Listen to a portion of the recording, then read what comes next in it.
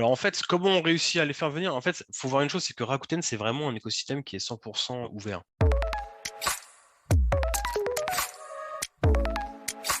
Bonjour à tous les auditeurs du podcast Les Experts Marketplace. Je suis très heureux aujourd'hui d'accueillir dans le cadre de ce podcast Mathieu de Nîmes, qui est directeur commercial de Rakuten France. Bonjour Mathieu. Bonjour Alexandre. Alors, on va, comme on en a l'habitude maintenant depuis plusieurs épisodes, suivre toujours un peu le même rituel. C'est-à-dire que Mathieu, tu vas pouvoir nous partager quelques chiffres, le positionnement de la marketplace Rakuten. Ensuite, on parlera un peu plus des vendeurs. Ça intéresse toujours les auditeurs de savoir effectivement un peu comment ils sont ciblés, onboardés, accompagnés, etc. Ok. Les acheteurs, voilà, donc leur typologie. Et puis on parlera un tout petit peu aussi de vos projets d'avenir, de vos challenges, etc. Voilà, est-ce que ça te va comme ordre du jour? Il n'y a pas de souci Alexandre. Eh ben, c'est parfait. Alors bon, Rakuten France, tout le monde connaît, parce que vous faites partie des acteurs majeurs du commerce en ligne en France, alors bien sûr dans le monde. Alors certains de nos auditeurs, parmi les plus vieux, ont connu Price Minister, qui a été racheté par le groupe Rakuten, et qui avait été aussi un des premiers à lancer un modèle marketplace multivendeur en France. Alors ce qui sera intéressant, c'est que tu nous pitches et tu nous résumes la proposition de valeur de Rakuten France. Et puis après, on parlera un peu plus, on rentrera dans le dur du sujet. D'accord. Alors en fait, c'est assez simple. La proposition de valeur de Rakuten, c'est que c'est le e-commerce qui met tout le monde d'accord. En gros, Rakuten, c'est une plateforme e-commerce qui met en relation des vendeurs professionnels et particuliers avec une communauté d'acheteurs et de vendeurs. Donc c'est vraiment l'occasion que sur une seule et même plateforme, d'avoir accès à une multitude d'offres qui pourront satisfaire un maximum d'acheteurs. Alors, bah, ça me paraît très clair, c'est une bonne entrée en matière. Alors aujourd'hui, justement, enfin, on voit que il y a beaucoup de marketplaces qui sont généralistes, qui embrassent d'ailleurs beaucoup de domaines. Il y en a d'autres qui sont plus spécialisés. Comment un peu vous vous situez dans ce paysage entre des marketplaces hyper généralistes qui vont même jusqu'à à certaines pouvoir proposer des produits alimentaires, des choses comme ça, à des marketplaces très, très verticalisés sur du produit high-tech, etc. Alors en fait, moi j'aime dire que Rakuten, on est plus une marketplace généraliste, on est une marketplace multi-spécialiste. C'est-à-dire que sur Rakuten, vous allez pouvoir trouver les meilleurs vendeurs dans tous les domaines, on va dire, que ce soit de la très grosse enseigne GSS, donc très spécialisée sur un domaine, mais aussi d'autres vendeurs qui sont un peu plus on va dire généralistes, eux, mais chacun spécialiste dans leur propre domaine, ils ont leur propre valeur à mettre en place sur Rakuten. Alors justement, ça intéresse aussi toujours les auditeurs parce que ce qui fait le succès d'une marketplace, c'est effectivement la manière dont elle organise aussi son catalogue, et donc elle accueille finalement des vendeurs qui vont pouvoir présenter leurs offres dans le cadre de ce catalogue. Comment vous faites, vous décidez, vous, d'ouvrir parfois des nouvelles catégories de produits? Comment ça se passe? Je cite cet exemple parce que c'est vrai que quand on revient il y a 10 ans, par exemple, il n'y avait aucune offre sur tout ce qui était mobilité, trottinette électrique, etc. Bon, ça, c'est quelque chose qu'aujourd'hui s'est beaucoup développé. Donc, vous, comment effectivement vous gérez cette création de nouvelles catégories? Alors en fait, les créations de nouvelles catégories, c'est assez rare au final, mais après tu donnes un très bon exemple, que ça soit les trottinettes électriques et même quand je suis arrivé chez Rakuten il y a quand même maintenant pas mal de temps, on a vu la naissance de tout ce qui était les tablettes. La transformation des PDA en tablettes, on va dire. Et donc, la création de nouvelles catégories se fait assez naturellement parce nous avons des personnes chez nous qui gèrent ce qu'on appelle chez nous l'équipe catalogue. C'est 50 personnes qui va dans l'architecture créer de nouvelles catégories sur la plateforme, mais qui sont en plus aussi qui ont un intérêt fort pour les différentes technologies et les différents marchés en fait. Et donc ils suivent le marché en quasi temps réel pour pouvoir créer, voir les nouvelles tendances et donc adapter le catalogue Rakuten pour satisfaire au mieux les acheteurs au jour le jour. D'accord. Donc, du coup, ils vont aussi inciter alors c'est plutôt je sais pas, des biz dev ou aller chercher, aller cibler des vendeurs qui vont pouvoir. Alors ça, tout à fait. Alors ça après, c'est plus une partie qui est dans mon équipe, dans Ouais. l'équipe commerciale de Rakuten France, où dans l'équipe commerciale, on est le point d'entrée pour toutes les questions que ce soit pour les vendeurs professionnels sur la plateforme. Mon équipe est composée, on appelle ça les ECC, donc les e-commerce consultants, qui, de par leur nom, en fait, ce sont vraiment des conseillers e-commerce et donc vont accompagner les vendeurs professionnels en disant, bah tiens, tu es réputé pour faire des produits de mobilité ou même des jouets par enfant, pour enfants et autres. Il y a un nouveau marché qui se dessine, qui se peaufine avec de la mobilité urbaine électrique. Peut-être que tu devrais monter en gamme par rapport aux trottinettes que tu pouvais proposer, etc., etc. Donc c'est vraiment dans l'accompagnement que le métier va se faire avec nos équipes qui sont en plus qui viennent souvent de la grande distribution ou de grandes surfaces spécialisées. Donc ce sont vraiment des spécialistes de leur marché, de leur vertical en fait. Alors ça, c'est intéressant parce qu'effectivement, donc vous, c'est toujours, ça intéresse aussi beaucoup les auditeurs. Quand vous onboardez, on va dire comme ça, un vendeur, donc on est sur des Mhm. logiques qui ne sont pas des marketplaces fermés, hein. Je peux aller, moi, si je vends ou je vends des trottinettes électriques et que j'ai envie d'ouvrir une boutique sur Rakuten, je peux le faire. Bien Comment sûr. ça se passe un peu ce parcours d'accompagnement effectivement du vendeur, si tu peux Alors en fait, c'est vraiment très très simple parce qu'aujourd'hui, pour s'inscrire sur la plateforme, on va demander deux, trois petites informations pour qu'on puisse te contacter en fait. Donc tu as ta propre société, tu vas sur le site, tu fais vendre sur Rakuten, tu vas tomber tout de suite au bon endroit pour pouvoir t'inscrire. On va te demander les coordonnées de la société et un numéro de téléphone, un mail à te contacter et tu vas être tout de suite pris en charge par, quelqu'un de mon équipe qui va accompagner l'ouverture du compte, tout ce qui est administratif, tout ce qui est la procédure KYC, pour pouvoir valider le compte auprès de notre banque, mais aussi l'accompagnement pour importer ton catalogue produit en fonction de ce que tu peux vendre. On va te dire, bah non, bah avec le matching EN que tu vas pouvoir faire, tout simplement ton catalogue est déjà créé sur Rakuten parce qu'il a déjà été créé par l'équipe catalogue et donc tu peux faire du matching tout simplement avec des EN. Ou sinon, si tu as des produits à créer, bah voici le meilleur format, le plus simple pour toi pour pouvoir créer les produits directement sur la plateforme.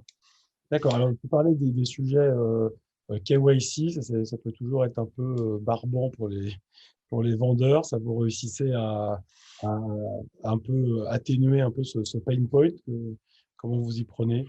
Alors, aujourd'hui, c'est pas réellement un pain point. Aujourd'hui, les marketplaces maintenant ont une obligation de vérifier pour qui ils gèrent de l'argent.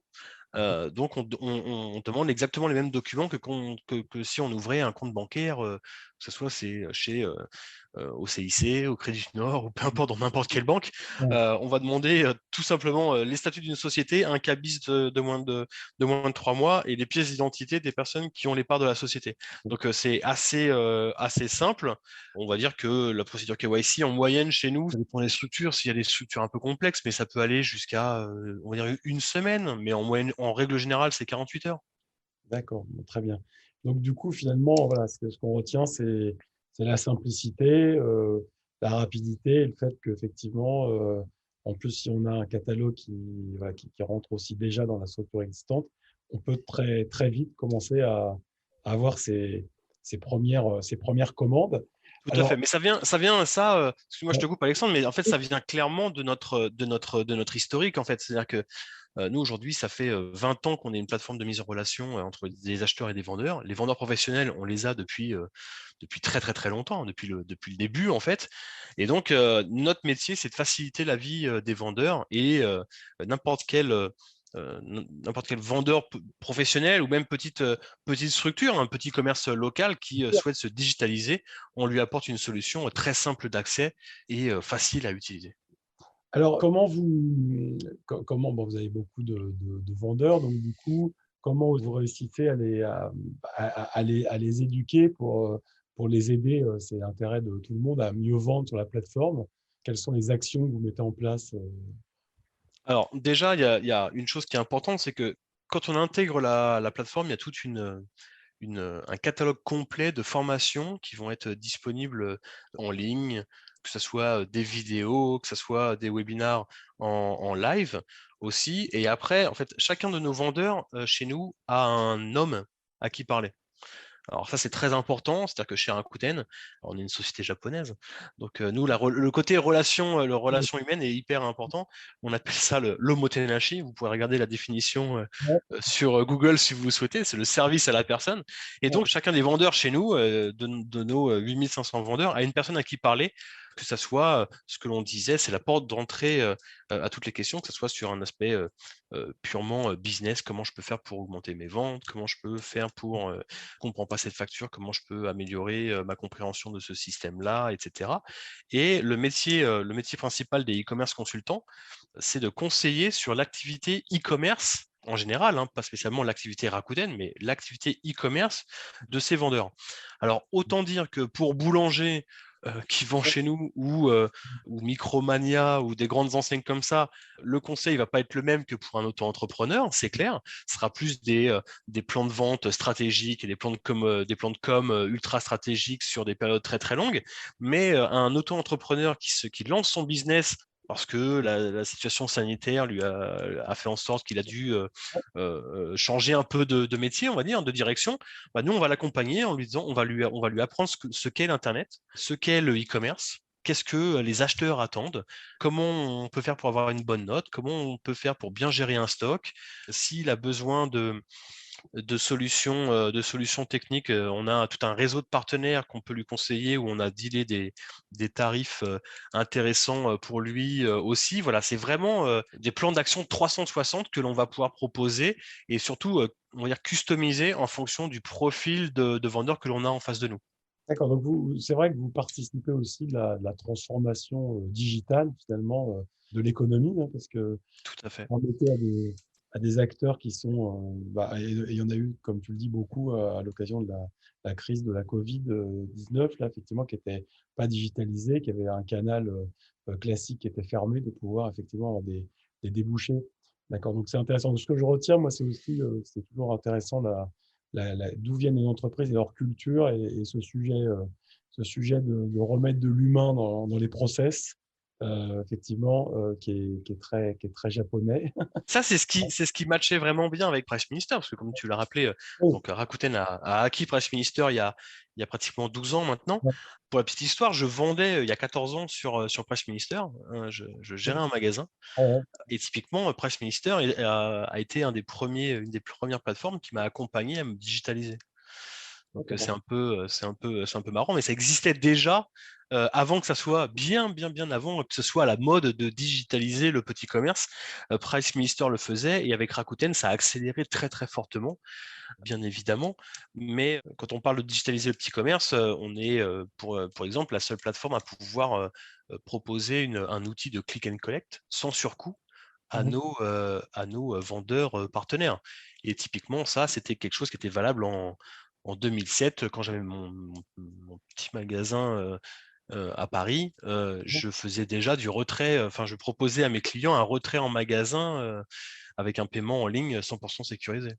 Donc ça, c'est un service que vous proposez. J'ai vu effectivement, par exemple, si je ne dis pas de bêtises, vous le proposez, par exemple, pour Boulanger. Il y Mhm. a la possibilité de faire de retrait de commandes chez Boulanger quand on a acheté via Rakuten. Et ça, c'est quelque chose aussi que vous proposez à d'autres vendeurs. Aujourd'hui, il y a 5000 points de vente où on va pouvoir retirer directement son achat dans le magasin. Alors, on a plein de petites sociétés ou de commerces locaux qui proposent le retrait en magasin. Donc, c'est ce qui fait une grande multitude de points de retrait où ils ont un seul point de retrait par compte. Ensuite, sur Boulanger, typiquement, je crois qu'ils en ouvrent assez souvent en ce moment, mais je crois qu'ils ont 188 magasins aujourd'hui, D'accord. 186 ou 188 magasins ou quand vous allez sur le shop de boulanger sur Rakuten, vous allez pouvoir choisir le magasin que vous préférez ou retirer votre produit. Alors, il y a dans la typologie, ça c'est très intéressant, dans la typologie des vendeurs, tu effectivement définissais Rakuten comme pas généraliste, mais multispécialiste. Donc, moi, je trouve cette approche intéressante. Il y a une catégorie de marques que les gens, enfin, qu'elles vont en poupe et que les gens recherchent aussi, c'est toutes les DNVB. Comment Mhm. vous réussissez ces marques à les faire venir sur Rakuten? Alors en fait, comment on réussit à les faire venir? En fait, il faut voir une chose, c'est que Rakuten, c'est vraiment un écosystème qui est 100% ouvert. On met à disposition toute une multitude et une palette d'outils pour que ce soit donc de petits vendeurs, d'entrepreneurs, comme on parlait, de grandes enseignes, mais aussi de marques.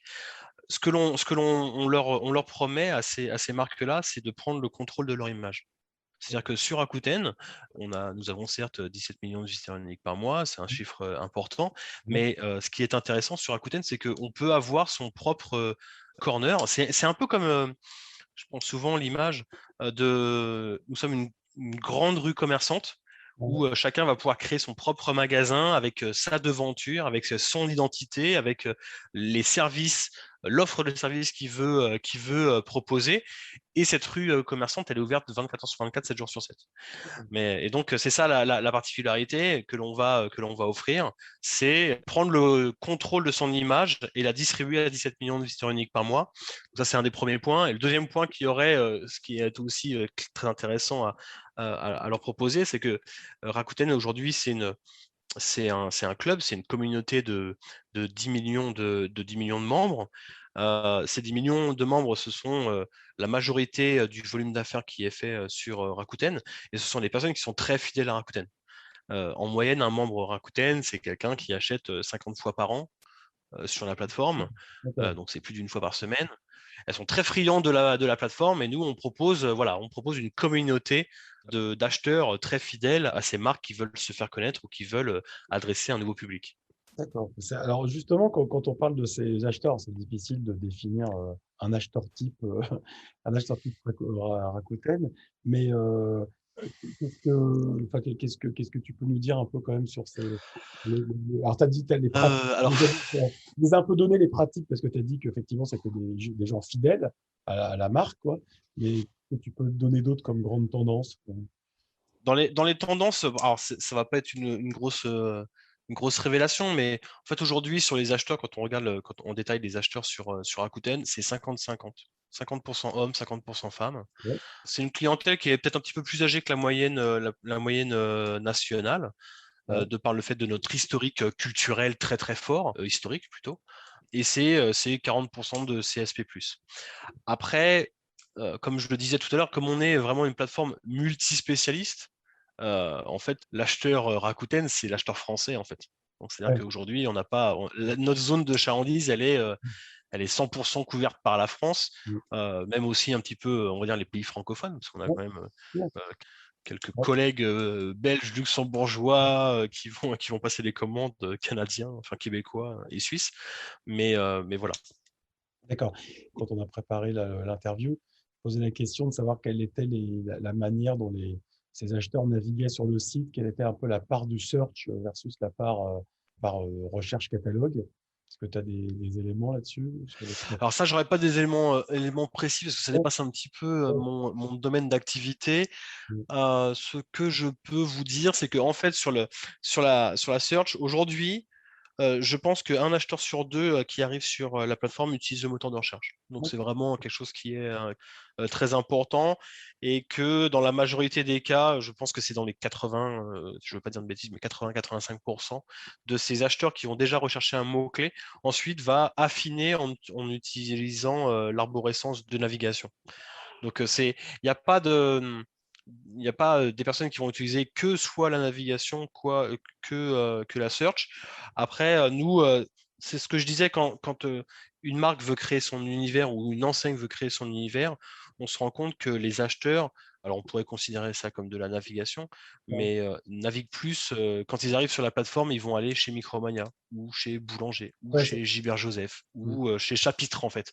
Donc une fois qu'ils sont dans un univers vendeur, ils vont après en plus customiser avec un mot-clé ou avec de la navigation. mm. Mais le point fort, c'est vraiment de naviguer dans des boutiques comme dans une rue commerçante, Ouais, exactement de la même manière. on reprend enfin, la comparaison, métaphore que tu disais tout à l'heure sur la rue commerçante.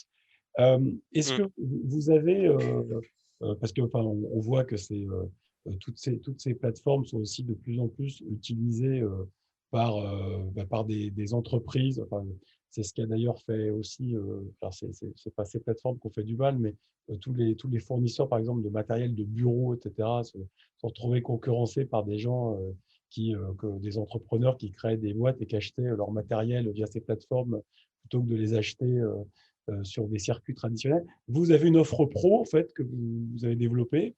Alors ce n'est pas une offre que l'on développe à proprement parler. Après, vu que nous sommes le e-commerce qui met tout le monde Ouais, d'accord, nous avons des acheteurs et des vendeurs professionnels et nous avons des acheteurs particuliers, mais aussi des acheteurs professionnels. C'est pas une offre que l'on développe clairement, c'est pas quelque chose que l'on accompagne et auquel on pousse. Après, on se rend compte que dans l'utilisation, il y a certains acheteurs qui achètent des ouais, dizaines, voire des centaines de références par jour, et on a bien conscience que ce sont des acheteurs professionnels. d'accord. Je donne un exemple comme ça. Je sais que nous avons beaucoup de garages, typiquement, qui achètent chez nous, beaucoup plus pour des fournitures, que ce soit dans les pneus ou des pièces détachées. Je sais que ça, typiquement, on en a énormément. Après, c'est pas quelque chose que l'on pousse à la consommation. Alors, sur les sujets un peu de paiement, d'achat, etc., vous avez mis en place du paiement plusieurs fois, je crois, Tout à fait. dans la plateforme. Aujourd'hui, on a plusieurs systèmes de paiement. Évidemment, on prend le Ouais. système de carte bleue de classique. On a aussi PayPal qui est intégré à la plateforme. Et nous avons un partenariat historique avec Cofidis pour tout ce qui est paiement en plusieurs fois, que ce soit du 4 fois, 4 fois CB ou après même du crédit un peu plus long, 5, 10, 20. Alors ça, tout le monde parle d'achat fractionné, etc. Est-ce que ça, vous voyez que ça a vraiment un impact intéressant sur le panier moyen, la fidélisation des acheteurs? Nous, on s'en rend compte. Alors, moi, en tant que directeur commercial, je m'en rends compte beaucoup plus sur le panier moyen. Ouais, ça C'est-à-dire fait que c'est vrai que quand on fait les opérations spécifiques avec notre partenaire Cofidis, on se rend compte que le panier moyen va prendre tout de suite 30-40%. Et donc, vraiment un vrai levier afin de surtout permettre à nos vendeurs de monter en gamme. C'est-à-dire que plutôt que de vendre un produit à 500 euros, ils vont tout de suite vendre des produits à 5, à 6, 7, 800 euros. Et donc, c'est pour ça que l'on met en place ces opérations avec nos partenaires. Sur la conversion aussi, on se rend compte que la conversion, il y a un petit boost, un effet boost bien évidemment lors de ces opérations. Donc ça va sur les deux facteurs, la conversion et le panier moyen. Donc on est très content. D'accord, donc c'est intéressant parce qu'effectivement, enfin, le paiement, les paiements fractionnés et tout ça, ce sont des innovations, ce sont des services qui peuvent Mhm. bénéficier aux clients. Après, la question, c'est enfin, tous ces services à mettre en place aussi, ils ont des coûts. Donc, il faut aussi pouvoir savoir qui les paye, qui les finance et puis qui a un retour sur investissement. Mais, enfin, d'après ce que tu dis, effectivement, ça se vérifie au moins dans l'augmentation, par exemple, du panier moyen ou l'accélération de la conversion. Alors Alors, pour le vendeur sur ouais, Rakuten, c'est transparent. C'est-à-dire ouais, c'est qu'il ça, y a pour une le chose, preneur, c'est que c'est ça. le vendeur ne s'en rend même pas compte, il ne sait, on peut lui dire, hein, mais il ne sait même pas s'il y a eu un paiement en une fois ou en plusieurs fois, en fractionné. Ouais, parce que tu as des modèles, alors pas Pour sur, lui, c'est $1. t'as des modèles, alors pas sur des marketplaces comme ça de produits, mais sur des marketplaces de services, je pense à des freelances, des choses comme ça, etc., où finalement, c'est le Mhm. freelance qui paye le fait que le client final peut payer en décalé, en plusieurs fois, etc., et que lui est payé tout de suite. Enfin, c'est d'autres mécanismes. Mais c'est intéressant ce que tu dis, il y a un Chinese wall entre sur Mhm. ce sujet. Alors, pour terminer aussi, j'aimerais bien que tu nous dises quelques mots. Alors, c'est pas qu'on veut, on veut toujours dans ce podcast parler des buzzwords ou des choses comme ça, mais j'ai vu que vous aviez une catégorie produits reconditionnés. Tout le monde parle des produits reconditionnés, etc. Tu peux nous dire quelques mots un peu? Ah, c'est la mode en ce moment, le produit reconditionné. Après, avec l'historique Price Minister, les produits de seconde main, on en vend depuis 2001. Donc, ça fait 20 ans qu'on vend des produits de seconde main, des produits reconditionnés. Alors, vu que ça fait un peu plus de 10 ans que je suis chez Rakuten, on a commencé à peu près à cette période-là, en 2010, à vendre des produits qui étaient remanufacturés, parce qu'il y avait beaucoup d'électroménagers à l'époque. C'est une offre qui est importante. Il faut voir une chose, c'est qu'aujourd'hui, c'est à peu près 60 ou pratiquement les 2 tiers des produits qui sont vendus sur la plateforme qui sont des produits de seconde main. Donc c'est un marché qui est très très important pour nous, mais historiquement en fait. Donc on est très fiers de pouvoir participer. Je ne sais pas si tu sais, mais nous on est très fiers de pouvoir communiquer sur le fait que ce qui est important en ayant un produit, c'est l'utilité et pas uniquement la possession. Ouais. Donc, on se concerte avec nos acheteurs et on leur demande, ton produit que tu as, ton livre que tu as lu, ton produit que tu as utilisé 2 ans, est-ce que tu en as toujours l'intérêt, l'utilité? Si tu n'en as plus l'utilité, n'hésite pas à le remettre en vente sur la plateforme qui pourra satisfaire quelqu'un d'autre. Donc, nous, on est très fiers de participer à cette, on va dire, à cette économie circulaire et de faire en sorte de pousser à la production avec nos petites actions françaises, on peut faire des choses très importantes. D'accord, donc il y a effectivement les produits se retrouvent plusieurs fois sur la plateforme parce qu'ils ont plusieurs cycles de vie, avec Exactement. plusieurs utilisateurs. Donc j'aime bien cette notion de propriété versus utilisation. Bah, écoute, Mathieu, je pense on a déjà dit pas mal de choses en peu de temps, mais on se reparlera, si tu es d'accord, dans 6 mois. C'est ce que je fais avec les gens que j'interviewe pour Avec refaire grand un point plaisir. sur tes projets, tes challenges. Donc, merci beaucoup d'avoir éclairé nos auditeurs là, sur les ambitions de Rakuten, les différents challenges, et puis d'avoir partagé effectivement ces insights. Donc, vous pourrez retrouver ce podcast comme d'habitude sur Apple Podcast, Deezer, Spotify et SoundCloud, et aussi sur le site marjorie.co. Et il y aura un petit résumé écrit de ce que tu nous as dit, Mathieu. Donc, merci encore à toi, Merci Alexandre. à l'équipe Rakuten, de votre confiance. À bientôt. Merci, à bientôt.